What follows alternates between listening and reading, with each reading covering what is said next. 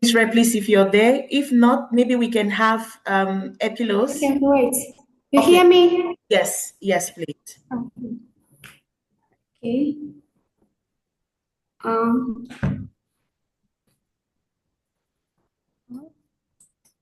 Okay. My name is Israel Ayub from East Africa.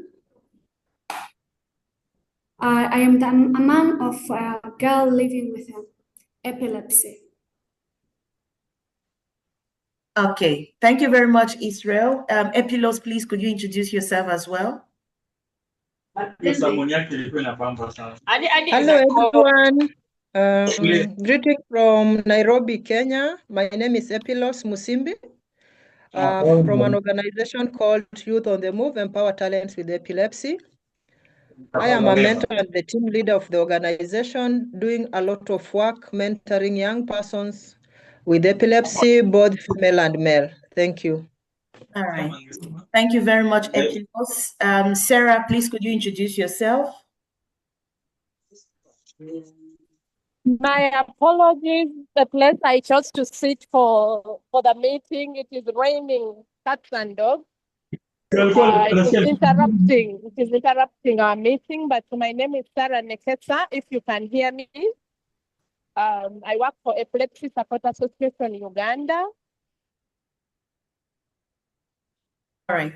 Thank you, Sarah. And the very last speaker for today, it's Jacinta. Jacinta is my sister from Cameroon. Jacinta, please introduce yourself. Good morning, everyone. I am Moleke Jacinta from Cameroon. I used to work with CODEF. Right now, I'm on individual basis. I am a mother, a daughter living with epilepsy. One time, Africa champion project for IBE was about 3 years ago. Thank you. Right. Happy to be here. Thank you very much, Jacinta. I think on that note, Mr. Yusuf, an opening word from you. Thank you, Cynthia. Good morning and good afternoon, perhaps good evening as well. And bonjour. So welcome to this very, very important webinar. For me, it's a privilege, especially on behalf of IBE Africa, to welcome all the key people, all my colleagues over the Africa continent, including our distinguished speakers, from Kenya, Tanzania, Uganda, Cameroon, and including other key partners. Thank you for being here today. As Vice President, of the Africa region for the International Bureau for Epilepsy, it's a honor and a privilege to welcome you to this very important webinar, Resilience and Empowerment, Women Navigating Life with Epilepsy. We gather, at a particular meaningful moment as we commemorate the International Women's Day 2026, a global occasion that reminds us of the strength, leadership, and transformative power, of women in every sphere of life. For many women with epilepsy, we know the journey can be especially complex. Beyond managing neurological condition, they often faced, and this is the critical reality in the African continent, the social stigma, limited access to care, gender-based inequalities, and misconception that affects education, employment, relationships, and overall well-being. Yet across our continent and around the world, women with epilepsy continue to demonstrate, extraordinary resilience, courage, and determination. So today's conversation is about more than challenges. It is about empowerment, visibility, and opportunity. It is also about listening to the voices and lived experience of women with epilepsy, amplifying their stories, and working together to remove barriers so that every woman can live with dignity, independence, and full participation, in society. At the International Bureau for Epilepsy, particularly within the Africa region, we remain committed to strengthening advocacy, improving awareness, and supporting initiatives, that ensure people living with epilepsy, especially women and girls, have equitable access to healthcare, education, and social inclusion. So, as we mark the International Women's Day this year, let us reaffirm our shared responsibility to build communities where women with epilepsy are not defined by their condition, but empowered by their potential.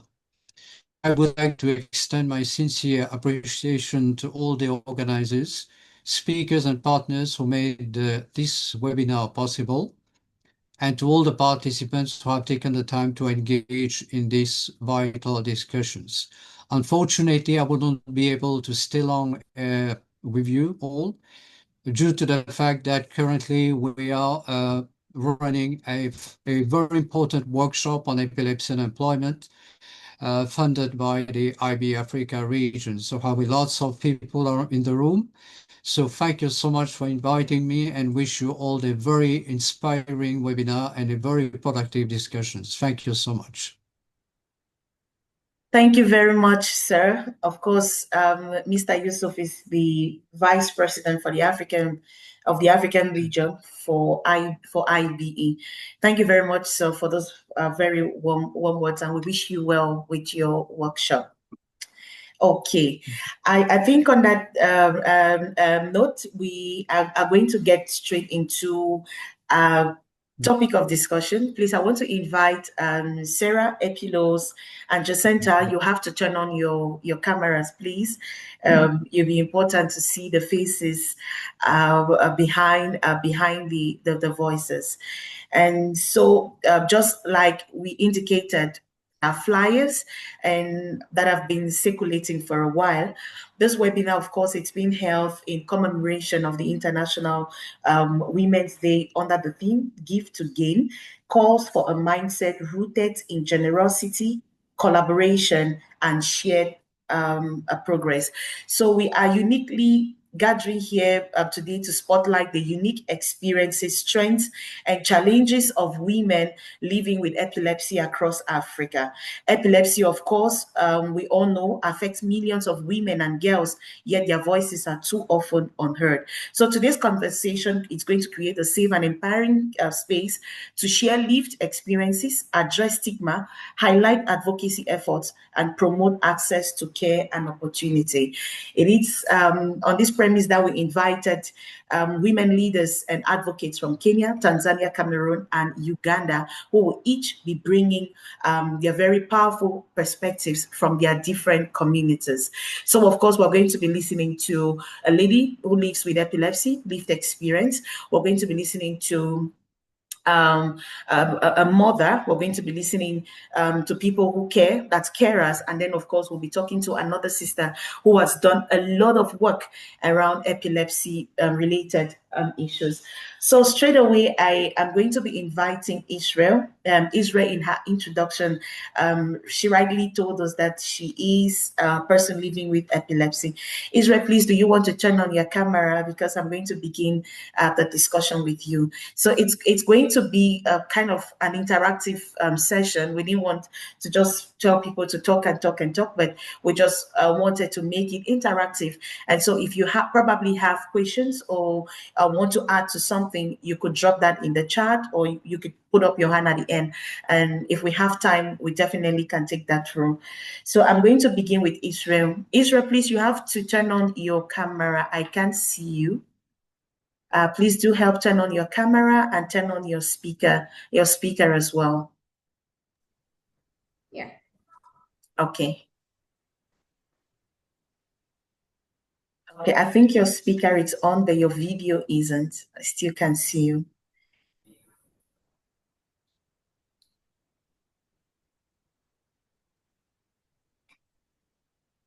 Okay, maybe while you're trying to sort that out, we could begin the discussion. So Isra, please, can you begin by sharing your journey with epilepsy and how it has shaped your identity as a woman? First of all, as a woman, anyways, I am Isra from Tanzania. I am the one living with epilepsy for almost 10 years now. This journey began when I was secondary school. Then, and suddenly, I felt like attacked, like seizure, and we didn't know that was epilepsy. So I spent almost 1 year at school without knowing that was epilepsy. So after I finished my secondary school and went back to home, and for the first time, remember that I spent almost 1 year without diagnosing that it was epilepsy. So after I finished that and went back to home, I met my father. And for the first time, he saw me in attack, and I think he realized that was epilepsy. And my dad decided to take me to the hospital. And for the first time over there, I diagnosed that I had epilepsy. So, and I started medication by that time after 1 year without medication, without anybody knowing what was that. Yeah, so then after that, I went back to high school to continue my studies. And there I took my medication properly. So yeah, it started over there. And up to now, epilepsy journal teach me to become a woman, to become like a role model of others, to accept the situation, made me to not fear, to come even in front of publicity and tell them I have epilepsy, I studied, I achieved my goals, and I inspire many of girls with epilepsy to be strong, to accept their situation, to become a woman of today. Yeah, that's just a little bit about my journey with epilepsy. Okay, and all right. Okay, Israel, are you done? Yeah, maybe for help we can add another thing I can answer. Yeah.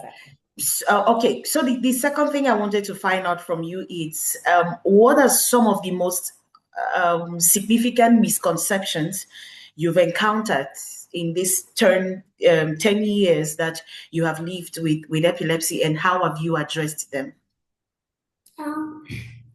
What I first did when I got attacked, and maybe if there are some people over there, they become like surprised with me. They didn't know what it was that. So I think among of misconception of people around me was like they didn't have any education, any awareness about epilepsy. Also, most of people around me, they used like my situation, to make jokes on my situation, my conditions. Like if they saw me, then they made jokes over me. Yeah, I think that's a misconception I saw by myself around that 10 years to now. Yeah. And how have you addressed this? How have you been able to overcome this misconceptions or overcoming stigma? How have you managed that? First of all, I used to love me, even if they made jokes to me. They even they call me a bad name, but I used to love them first, and I used to tell them like this is a normal condition. This is even no more than even HIV. So I teach them how to live with me, with love, and to support me, and to know this condition, it can be handled. If I got this condition, but if I got the condition, I can be handled by putting me in the right side, in the right way. Yeah, it's all me. Okay. And who would you say, now let's talk about your support systems. Who or what has been your biggest source of support in your journey, and how has that impacted you? Actually, my biggest support was my family. Okay. Since we didn't know that was epilepsy, they supported me by the health care and everything. And also another support system was my friends, even though they used me to make jokes on me, but they still had me until now. Also, I thanks God to meet my Tanzanian NGOs, Tanzanian organization, POSETI, Tanzanian Association with Epilepsy. So they're all, being a good supporting system to myself. All right. Okay, I wanted to talk about leadership and advocacy, but I think you already highlighted that in your first question, where you already mentioned the fact that you're now able to come out and speak and to advocate. I want to talk about access to care. What can you say about access to care? Is it easy for you, or are there any challenges you face in accessing healthcare and support services? Actually, in reality, in all about healthcare, it seems like challenges, especially there's villages, So for myself, because I started at the town, the city, it wasn't hard for me to get some medication, some healthcare, but I think it's still needed. Okay. Though our governments and our country try to make some efforts in health and in access of health care by provide education about epilepsy to health providers, starting in dispensary levels up to another levels. So I think by that time, yeah. All right. And just before we take leave of you, the very last question for this first set, because I'll definitely come back to you. What are your hopes for the future for yourself and for other women living with epilepsy?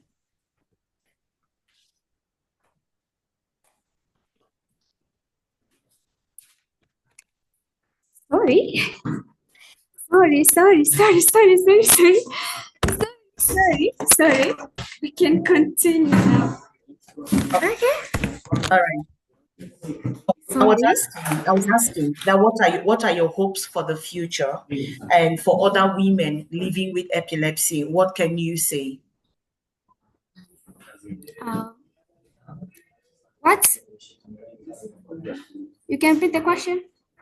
I was asking, what is your hope for the future and what can you say to other girls and women living with epilepsy? I think for the I hope for the future. What do you think? What are your hopes for the future? And what can you say to other women living with epilepsy? Women and girls living with epilepsy. Okay. I hope in the future, everybody to get awareness about epilepsy, education, and most of girls, they have maybe to accept the situation first, then they can learn how to become a strong woman, a strong girl. Yes. So I would like to say that girls, they have to accept the situation first, they have to believe in their dreams. They have to achieve their goals, so that I think the future will be amazing. Okay. Just before you go, Israel, Jacinta dropped a question in the chat group. She was asking that after he was diagnosed, was your cause ascertained? I hope I got the question right. After your diagnosis, was the cause ascertained? After you were finally diagnosed? Okay. After diagnosis, actually, I didn't see success to check a lot of investigation, but I used it to take my medication properly until 2025. I go for the investigation, and the reason was in the right side of my head. I think was that some tumor, I think some walls. Yeah. So there is no main cause, maybe tumor. Yeah, I think. Yeah, I didn't even do MRI. I just I just do electroencephalogram only. All right. Okay. Thank you very much, Israel, for sharing your story with us. Thank you for the advocacy that you do. Thank you for being the voice of other women and girls living with epilepsy. And we say courage and kudos, and that may you continue using your story to inspire others. Please do not go. We're still going to come back to you.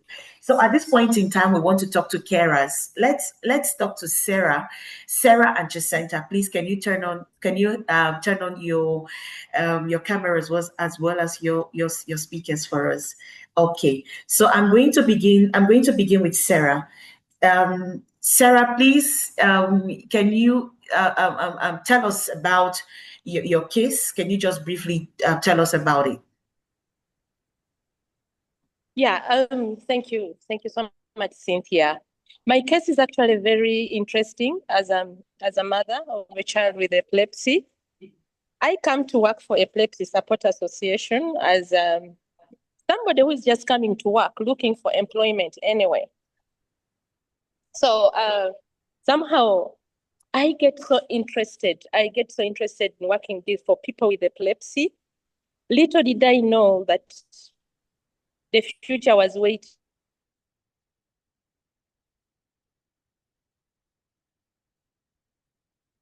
Starts developing and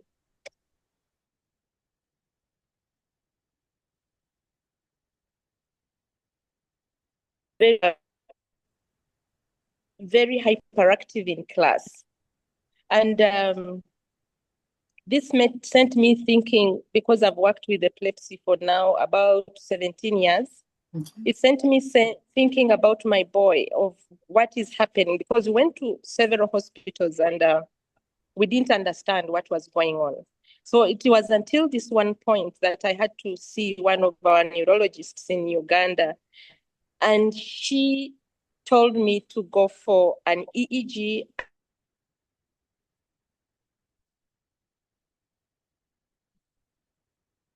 To tell you, I was shocked, but again, I was glad that I was in the right place to handle my child with epilepsy. So this journey has started this way, and we are on the right course.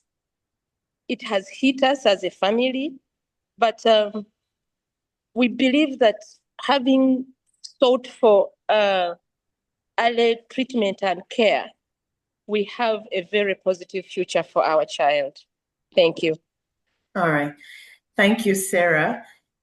What challenges have you faced in seeking medical care and educational resources for your child?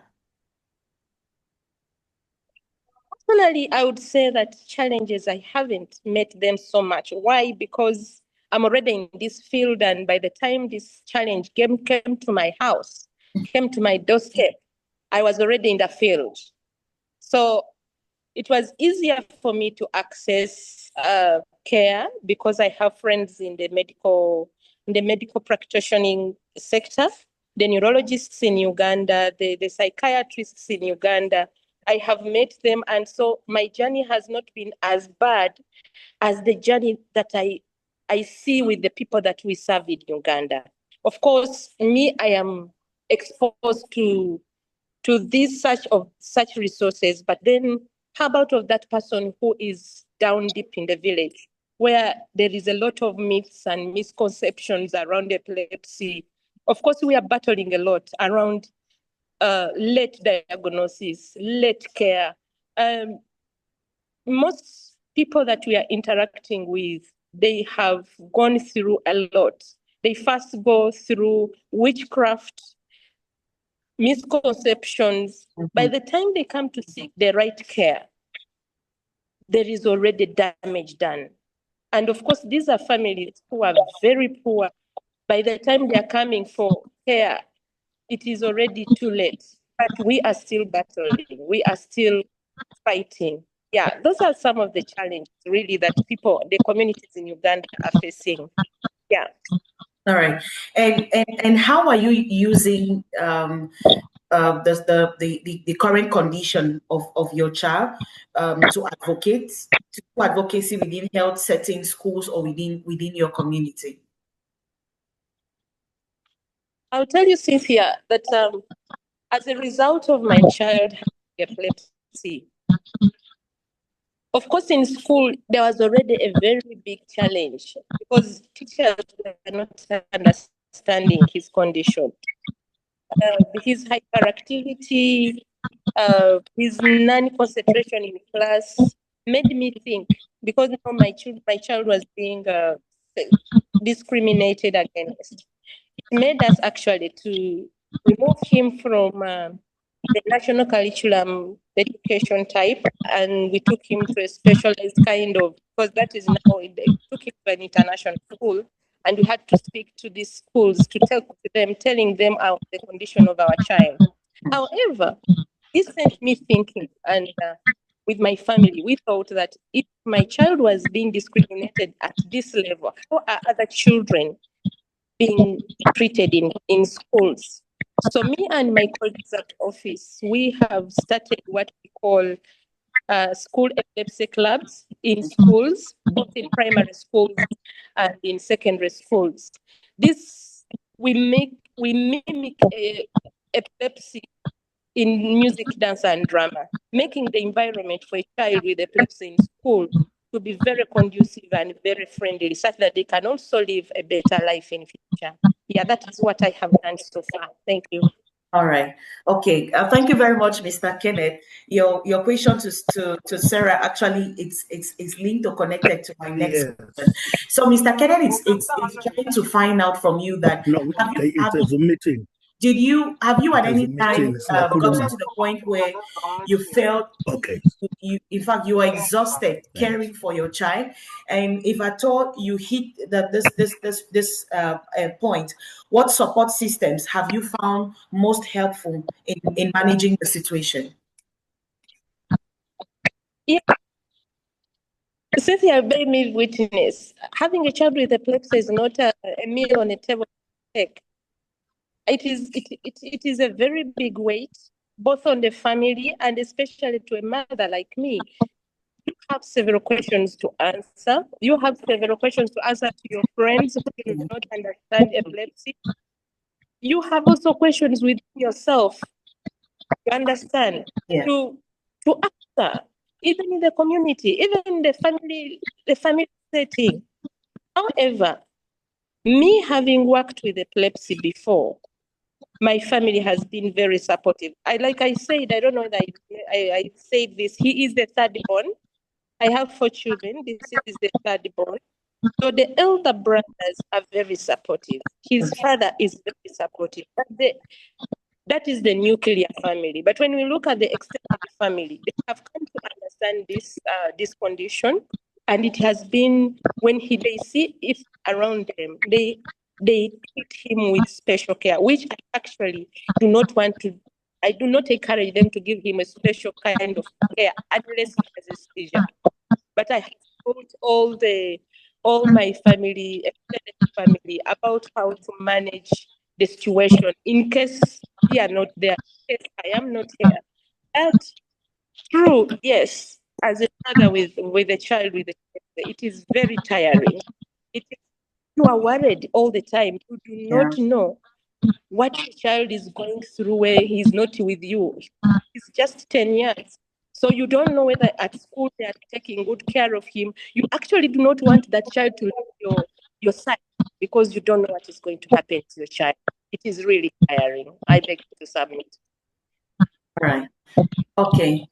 Thank you very much, Sarah. Thank you for sharing the story of your son with us. And thank you for using his story as well to carry on your advocacy efforts. Jacinta, it's another parent of a child living with epilepsy. Jacinta, please, can you turn on your... Sarah, please do not go. We're definitely going to take another round of questions. Jacinta, please... Can you describe the moment you found out your child had epilepsy? What were your thoughts, your feelings? What was running through your mind when you had this discovery? Thank you very much, Cynthia. I would say mine came as I don't know from which angle I will explain, because epilepsy was not the only thing she developed. They had other neurological challenges like cerebral palsy, the added West syndrome. So initially, from birth, I was only managing what I knew as West syndrome. And the kind of seizure she had was not the regular one I knew. So I didn't even know that is epilepsy. It took us 11 months later to see a specialist who finally diagnosed her of epilepsy, but the cause of that epilepsy was not ascertained. So as life moved on, 2 years later, I think that was when I finally hit the nail, because at birth, I was asked to do EEG. Now the EEG came back. I was at the district hospital.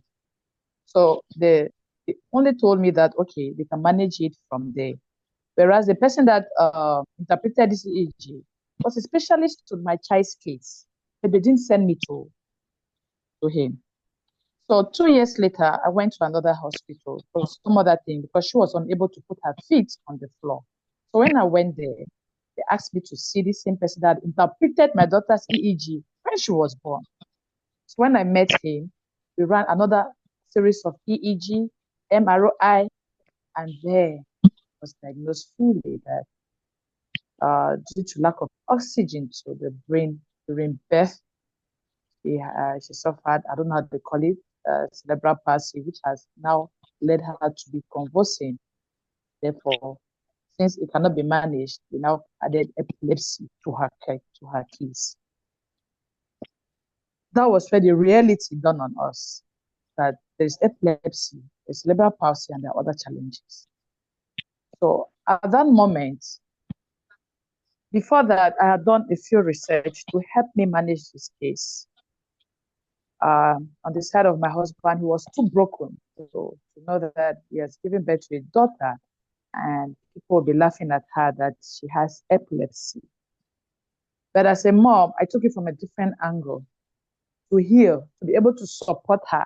I didn't know how bad her brain was damaged, but I needed to be there for her as a mom. So I went into research. I did online research. That was where I stepped into IBE and I joined CODEF and all that. So I decided to understand her case, understand treatment, to understand so much of what epilepsy is all about and the different forms of epilepsy. I think that was what gave me the courage to take the stage. That, okay, it is time to step out there. First, my impression was the school area. I felt bad for children that go to school and they have seizures, and the next day their friends abandon them. So my very first project I ever decided to work on was working with schools. In order for them to understand these cases, I taught first aid measures because I actually had a certificate. By doing my online project, I had a certificate for first aid measures. So I transmitted that knowledge to them. I did it about 2 schools in Yaoundé. When I got back to the Southwest, all my children's school, the 2 eldest ones, have been to their school talking about epilepsy, making it seem like it's any other condition and it can be managed if well understood. Because I know that in every 500 students, there are at least 3 students who will be living with epilepsy in that area. So by the time they hear the word and they hear us talk about it, there is hope for them in school. There is hope that other children are going to understand what epilepsy is all about and how it can be managed. Okay. So I decided to heal from it. I decided to accept it. I decided to face it. And that has kept me going because I needed to take her space. She doesn't talk, doesn't walk, she doesn't understand a lot of things. So I decided to take the front line for her, to be her voice for her and for any other child living with epilepsy. Wow. It's really interesting to hear your journey so far, Jacinta. Thank you very much for being the voice for your daughter. And now you and I, of course, Mr. Kenneth, we understand the context in which we find ourselves. Cameroon is what it is. I want to talk to you about accessing medical care as well. How has it been? How has it been for you so far? Is accessibility something you can say it's positive or negative? And how do you navigate that space? First thing first, like I say, close to my heart is a close destiny. I think what helps me in navigating medical care is my ability to speak up. Okay. Because the first specialist I met in Yaoundé was as a result of me opening up to a family friend who now told me her sister lives with this case, maybe I should see their specialist. So that has been it. Keeping it inside, you will barely access help or health care, especially in cases like epilepsy. So secondly, it is quite expensive. But if you keep it at our regional hospitals or district hospitals, it is okay. I would say it is moderate meeting a specialist. What is challenging there is affording their medications. Because I, in particular, my daughter's medication cost 63,000. That was when she was having a kind of seizure that her head just falls, her muscle around the neck falls. That was 63,000. And when I met the specialist, he asked me if I have insurance and told me I will not be able to buy these drugs for as long as this child will suffer this kind of epilepsy. So sometimes you can assess the specialists at the level of our regional hospitals, but affording these medications becomes too challenging. And thirdly, there are not too many of them. Okay, I've relocated. The reason I stayed long in Yaoundé, I went to Yaoundé was because of the crisis, but I settled there more because of my daughter's case. Since I had access to my specialist, be it at private consulting or at the general consultation room, I could access him. Now, coming back to the Southwest was a bit terrifying to me before fear that I might not see another one as good as the one that is managing my daughter. So, in essence, the specialists are there, but if you don't speak up, you won't get to them. Okay. Close your mouth. Because the main thing, why I say so, I was at the hospital at BMC. They would have just said, ensure to see this person at this hospital. But no, they promised they can manage it. And it was not improving. So that is how my own access to care came about. Speaking out, talking, sharing the stories until I met this person that finally helped me. I can proudly thank God that my daughter has been seizure-free for more than 4 months now. That is a case I've been managing from bed as she's 7 years old. Wow. So those are some of the things. Yeah. All right. So Jacinta, do you have a word for other mothers who act as carers for their children living with epilepsy? What can you tell them? The one way I can tell them is that remain strong. You have to be strong for these children. You have to seek help. Because I can say my family has been my help, my first help. Besides God, God is always the ultimate. My family has always been there. I was blessed that my husband stood by me. But for those that their husband will take off just at the mere diagnosis, you have to remain strong. You have to understand that there is help out there if you get the right information. You always get the right help you need. And just believe your heart and believe God that He still works miracles. There's always light at the end of it. All right. Okay. Thank you very much, Jacinta. It's really inspiring to hear your story. Thank you as well, Sarah, for sharing with us. Now we have one more speaker. That's Epilos. Epilos, please, do you want to turn on your speaker and your camera? Thank you very much. And Epilos, for the sake of those who joined the conversation when we already 30 to 40 minutes gone, please can you just briefly introduce yourself and tell us about the work you do? Thank you so much, Cynthia, and all the presenters and the participants who have joined. First to say Happy International Women's Day, because we are doing this because of the Women's Day, which is coming in 2 days to come. My name is Epilos Musimbi. I'm from Kenya.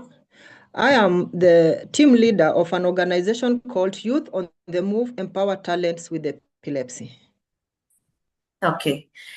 Now, Epilos, can you share what inspired you to work specifically in this area, especially with women and girls, and what experiences have shaped your approach?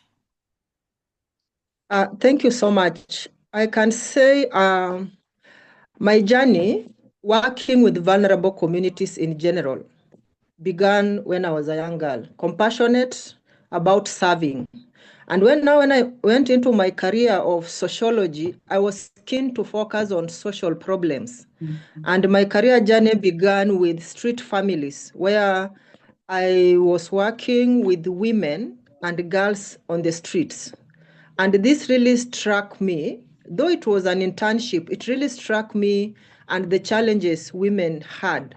And if I was not working in epilepsy care today, I believe I would still be working in handling some social problem to deal with women.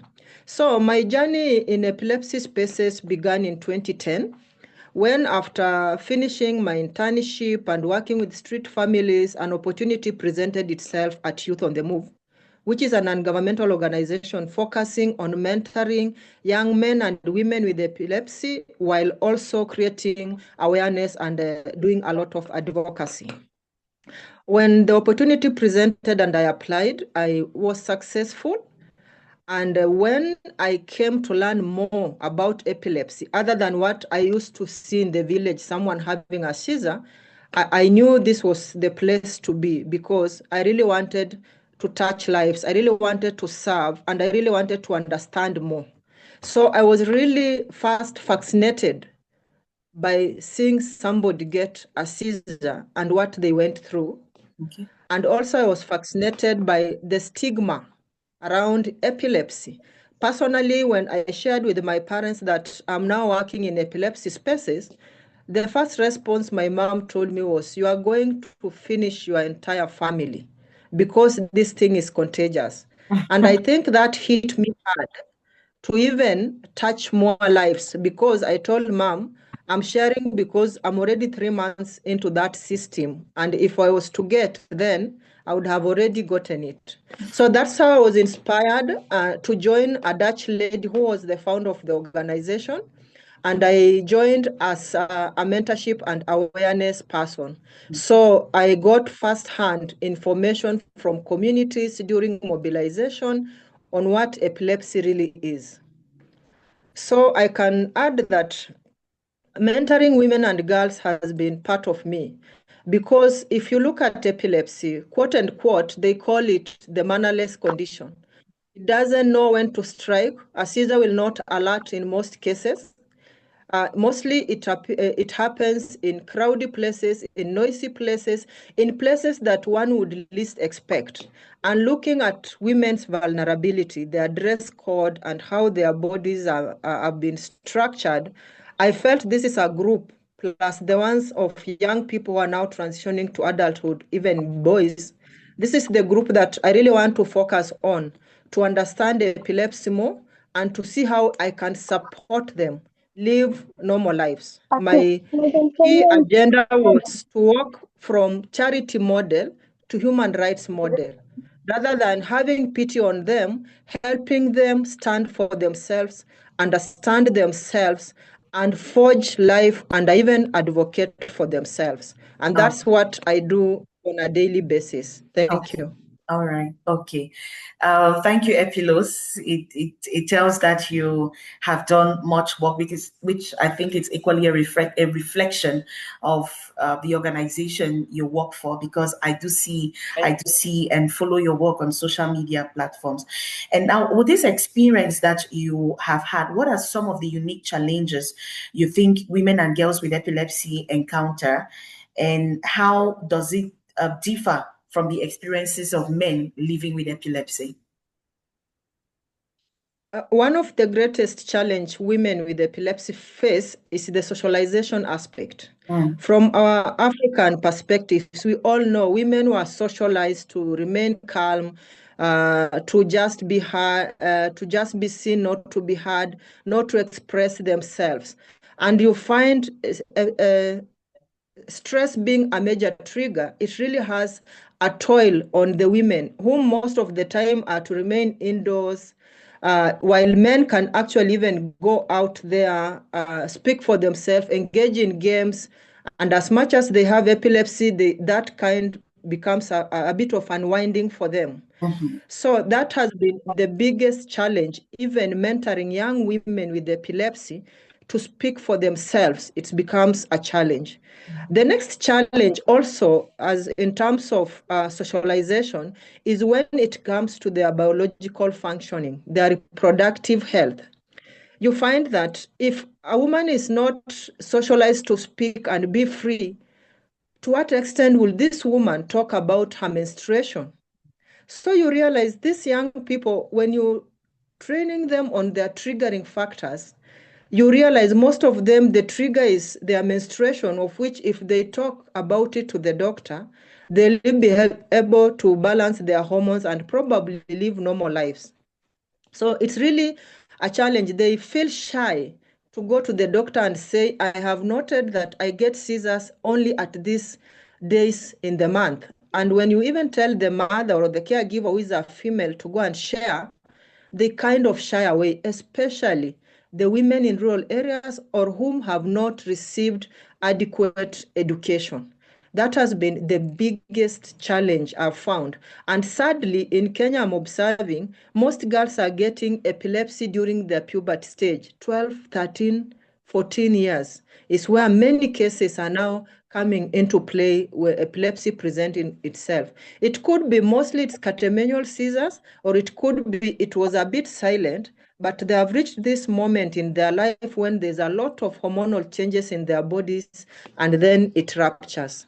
Another challenge women with epilepsy, I would say they face, is also the aspect of stigma. A woman is required to perform her duties fully, helping at home and everything. And now epilepsy is kind of quoted to women as laziness. No one wants to understand that the toil one goes through when having an attack, the energy that has been used, and that they need rest. So it's equipped to laziness. And therefore, no one wants to associate with a lazy woman. No one wants to associate with a lazy woman who is actually a prospective wife just because of their epilepsy. Another one, actually, the challenge they go through is education. You find, unlike men, a woman who is now in her menses and has epilepsy is likely to miss school more compared to the boy child. And it really becomes a toil. And sometimes you can imagine being in that state, you get a seizure and you are jerking, and the pad just goes offside, they soil themselves, they dirty themselves with blood, they feel the shame, and most of them are likely to discontinue school. And also considering our education system, most of the teachers being ignorant or inadequate knowledge on epilepsy, the ultimate answer would be stay at home. So basically, those are the major challenges that I could comment on that I encounter on a daily basis, because sometimes I have to go all the way to the family level or to the school to make the school understand. All right. Thank you. Okay. Epilos, if you followed the intervention from Israel, from Sarah, and from Jacinta, they talked a lot about their support systems. They talked about family, talked about friends, although Israel talked about the fact that she was mocked by her friends, but because of her advocacy, they are getting to understand. How can families and communities better support women and girls with epilepsy, particularly regarding education and mental health? It all begins from accepting epilepsy. And you cannot accept something that you don't understand. So basically, awareness creation is key. Getting the right facts on epilepsy is key. And helping these people change their mindset from the myths and misconceptions that epilepsy is a curse, is demon possession, and also ensuring they understand on medication. And then to accept this, the family can well support with this knowledge and then linking the family to medical health facilities where the women and young girls get to get the medication. And then more important is to let the families understand the dynamics that these women with epilepsy go through, right from their health, their reproductive health, their social well-being. Once the family is equipped with all this knowledge and then target their environment, the institutions within the family, like the church, the school, the social groups within, once they get this knowledge, families will be in a better place to support young women and girls. Okay. And the very last question for you, what initiatives or programs have you found to be most effective in raising awareness about epilepsy among women and girls?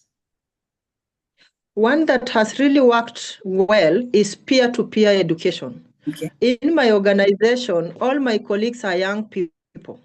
And the young people who have faced epilepsy in one way or another, directly or from a relative.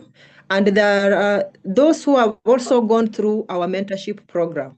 So bringing young women with epilepsy together under one roof and let them exchange freely in an open, safe space is one thing that has really worked well. Because I realized epilepsy, even if you have all the knowledge like Israel, she has really done well to understand, she has gotten the family support.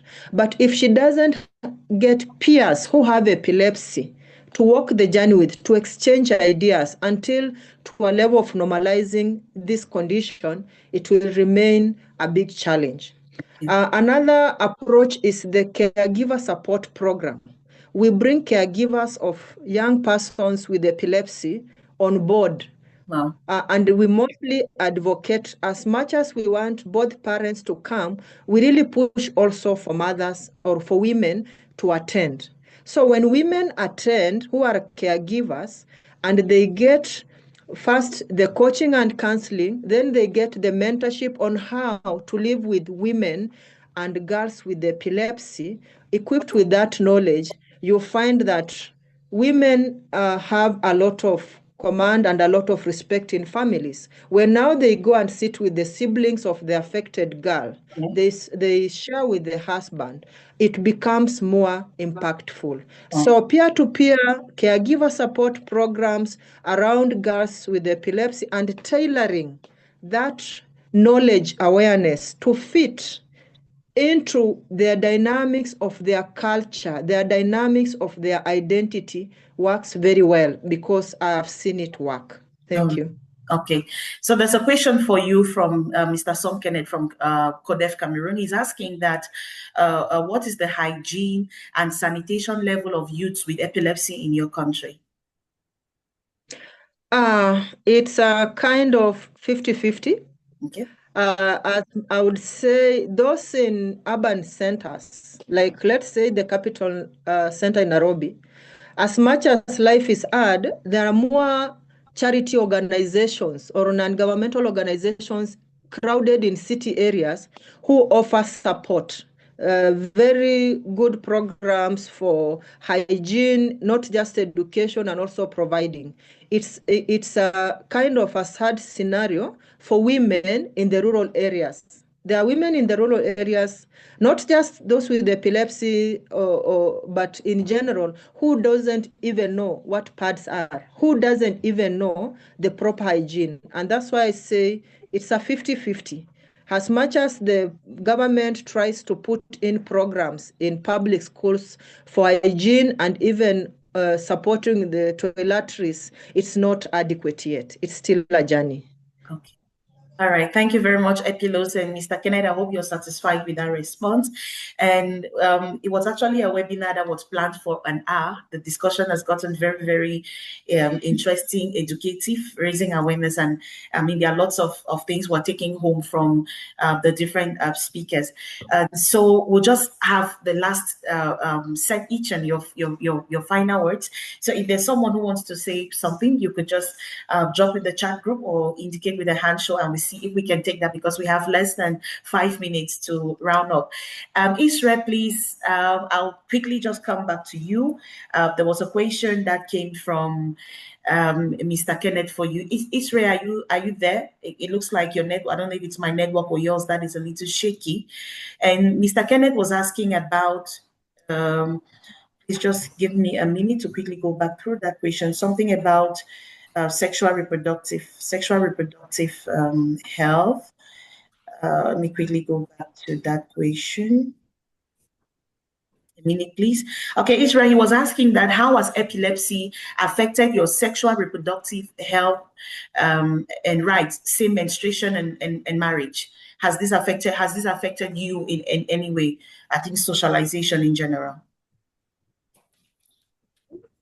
As I told you, I'm living like other person, like not like normal people. So I mean, sexual reproductive health in some menstruation and marriage doesn't affect me in any way, because I accepted the situation and living like other girls. Yeah. Okay. All right. And Israel, the very last question for you. What advice would you give to younger girls like yourself who have just been newly diagnosed with epilepsy? Have to, I mean, younger girls who are diagnosed with epilepsy, first of all, they have to stay calm. They have to accept their situations. They have to know that epilepsy is just like normal disease. It doesn't take that like their weakness. So they have to achieve their goals and move on. Yes. All right. Okay. Thank you, Israel. I can't thank you enough for accepting to share your story with us. Thank you for the work that you do, and thank you for the advocacy that you do around this. And we hope to see other women and girls speak like you do or use this for advocacy. And I'm going back to Sarah. All right, Nange, I think you came on board when Jacinta had already talked about access to medical care. We can't go back to it, but I'll share the link I'm going to share the recording of this so that you can follow up and hear what she had to say about that. And I know you're interested in this too because you're from Cameroon, like Jacinta. And Sarah, please, could you quickly just turn on your mic and tell us what valuable. Sarah, are you there? Okay. Yes, I am. Okay. So the very last question for you is, can you tell us what valuable lessons you have learned from your experience as a mother of a child with epilepsy, and what can you tell other parents, mothers or fathers or siblings who are equally playing that role of a carer? The lessons I've learned about my situation as a parent of a person with a child with epilepsy is we have to continue supporting our children in any situation, because this is not a disease that is about to go away tomorrow. So how we support them through life, how we seek for support from our environment is also very key, but also joining groups like Epilepsy has just talked about.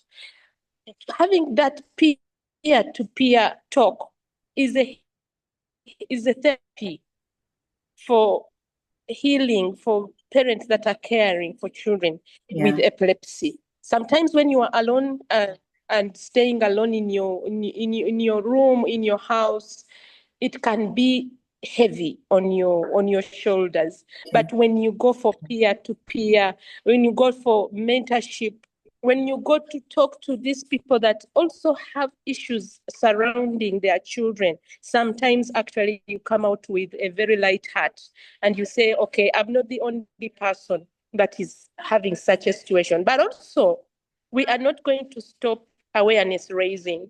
This is a situation that we are not going to stop talking about. This is something we shall all amplify, everybody who is here. We shall amplify awareness about epilepsy because it is a real monster in the room. It is something that is not going away tomorrow, but we need people and communities that we live in should understand and give support to people that are affected by it. All right. Thank you. Thank you very much, Jacinta. Nange, I think Jacinta has responded to your worry in the chat. And I also know that you have an interest in doing a story around this. So Jacinta, with your permission, I'll share your contact with Nange. Nange is a journalist in Cameroon, and she's taken interest in mainstreaming epilepsy in her health report. So I'll definitely be sharing your contact with her, so that she can have you as a resource person to the story she's currently working on around epilepsy. Sally, a question for Epilos. Have you had a situation where girls menstruate twice a month? Epilos, I think you can respond to that in the chat group. And so, all right. So, Jacinta, a very last word from you. What would be your concluding word, Jacinta? First of all, I want to thank you for this opportunity, and to all mothers caring for children with epilepsy. We have to keep fighting for these children. We have to be their voice. I can assure you that Masoma is well known in my community, in my family, and in my social platform. Is that child I bring out before you can even question me that what's happening to her. I make you know her ahead of time. So let's keep fighting. There is hope for the future. Thank you. Right. Okay. Thank you very much, Jacinta. And then back to Epilos. No, not Epilos. Yes, that's Epilos. Okay, back to Epilos. Epilos, I know that you have familiarized yourself with the theme of the Women's Day. What do you make of the theme? Let's use that as your concluding word. Yes, the theme is give to gain. And we know women are the anchors of the family. If we don't give them the spaces to express themselves, if we don't give them the economic opportunities, if we don't give them the freedom to also share despite having epilepsy, then the gaining will be a question that will remain. We need to come in to balance the scale, and we can only balance the scale from a human rights perspective. That let me equip this young girl, this woman with epilepsy, let me give her opportunity to the extent that she can manage. Let me nurture her talents and skills.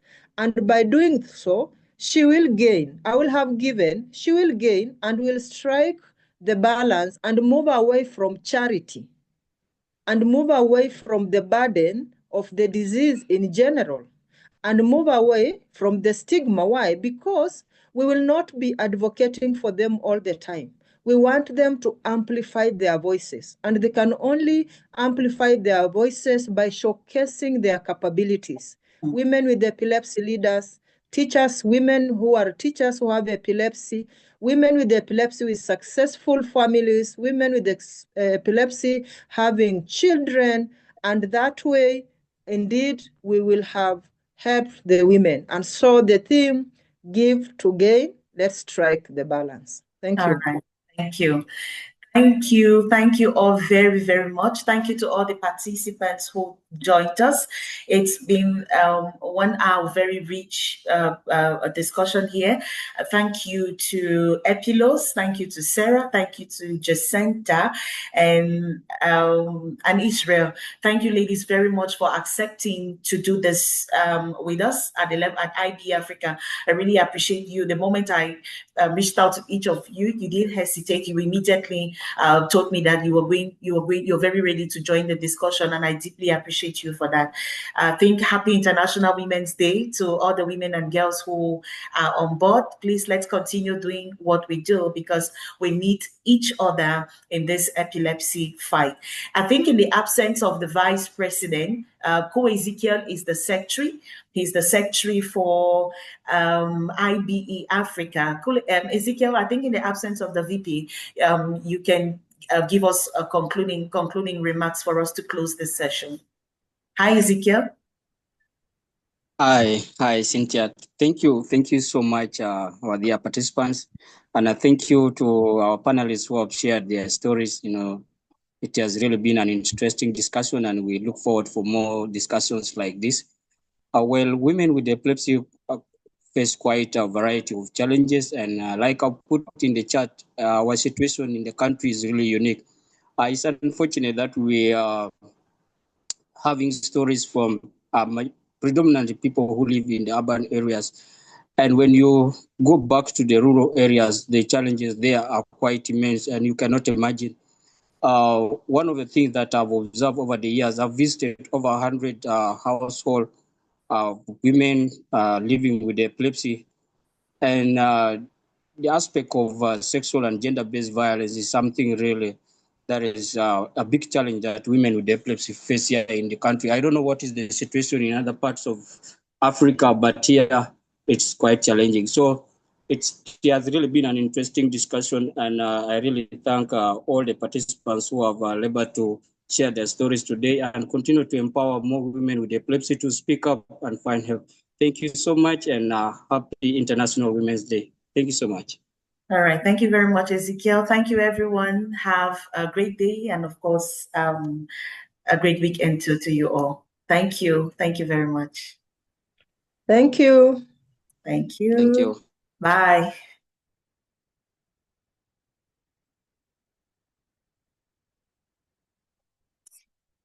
Asante. Asante sana, bye. Karibu. Asante.